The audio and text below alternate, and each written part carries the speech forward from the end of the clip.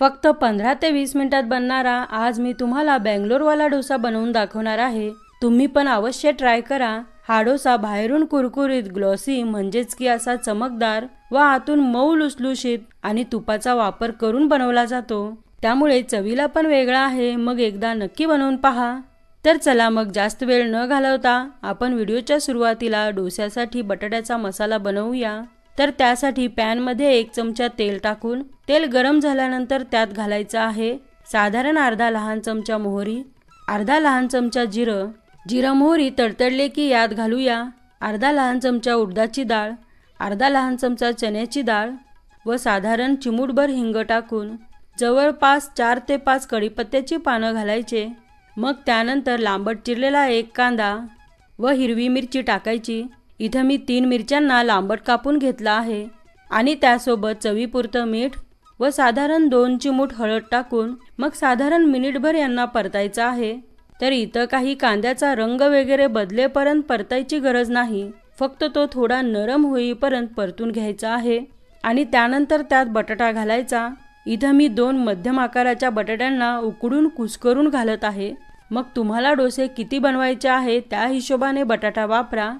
आता यात थोडंसं पाणी घालू जेणेकरून यामुळे डोसा सेंटरवर जसा आलू मसाला बनवतात ना अगदी तसाच मऊ मसाला आपलाही बनेल। तर पाणी घातल्यानंतर असं थोडंसं मिसळून यामध्ये आपल्याला घालायचं आहे अर्धा लहान चमचा धनेपूड व अर्धा लहान चमचा गरम मसाला व शेवटी कोथिंबीर टाकून परत काही सेकंद मिसळून घेऊया। हे पहा आपला डोस्यासाठी मसाला तयार आहे। आता याला गॅसवरचं काढून डोसा बनवण्याची तयारी करू।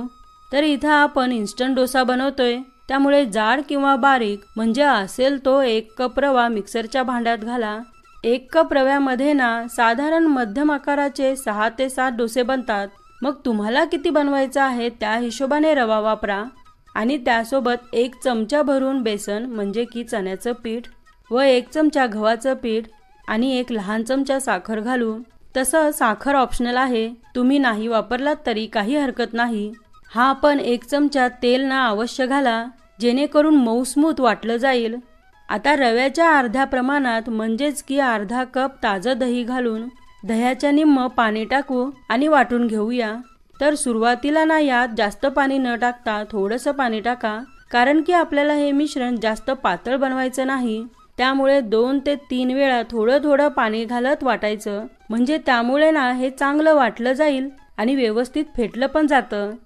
तर हे पहा असं मध्यम घटसर व मऊ वाटून घ्यायचं आणि त्यानंतर एखाद्या भांड्यात काढून घ्यायचं आहे। आणि हो, आपण हा इन्स्टंट डोसा बनवतोय, त्यामुळे मी याच्यात खायचा सोडा घालणार आहे आणि आपण यात मीठ पण घातलं नाही, त्यामुळे आता चवीपुरतं मीठ व 2 चिमूट खायचा सोडा घालून मिसळून घेऊ। तर इथं सोड्याऐवजी तुम्ही इनो सुद्धा वापरू शकता व तसेच तुमचं मिश्रण जास्त घट्ट बनलं असेल तर या स्टेजला गरजेनुसार पाणी घाला आणि असं मिश्रण बनवून घ्या। तर चला मग आता डोसा बनवून घेऊ। तर त्यासाठी असेल तो पण रुळलेला तवा गॅसवर ठेवून त्याला अगोदर मध्यम गरम करायचा आणि 1 पळी भरून मिश्रण तव्यावर टाका। मग त्यानंतर हळूवार हाताने पसरवून घ्यायचा आहे आणि हा डोसा ना थोडासा जाडसरच असतो, त्यामुळे पातळ न बनवता असं थोडं जाड पसरवून गॅसची आच मोठी करायची व याला भाजून घ्यायचं आहे आणि वरून थोडंसं सुकलं की चमचाभर तूप घालून पसरवून घ्यायचं आहे। इथं मात्र तूपच वापरण्याचा प्रयत्न करा, त्यामुळे याला चव चांगली येते। त्यानंतर खालून खरपूस रंग येईपर्यंत भाजायचा आहे। तसेच तूप लावल्यानंतर असेल तर वरून असं पोडी मसाला म्हणजे गन पावडर मसाला असं शिंपडून घ्या किंवा आवडीनुसार दाटसर पसरवून घेऊ शकता।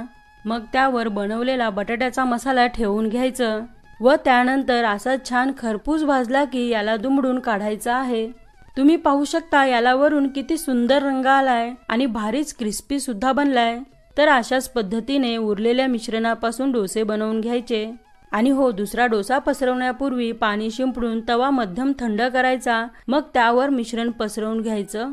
मग त्यानंतरची सर्व कृती व्हिडिओत सांगितल्याप्रमाणे करून मस्त असे चमकदार, बाहेरून खूपच कुरकुरीत व आतून मस्त मऊ लुसलुशीत आणि तुपाने लपलपीत स्वादिष्ट व झटपट बनणारा बँगलोरवाला डोसा. एकदा असा डोसा बनवून अगदी कोणत्याही चटणी सोबत खाऊन तर पहा. इतका आवडेल की डोस्यांचे इतर सर्व प्रकार विसरून तुम्ही यालाच नेहमी नेहमी बनवाल हे नक्की. चला तर मग पुन्हा भेटू अशाच एका नवीन रेसिपी सोबत.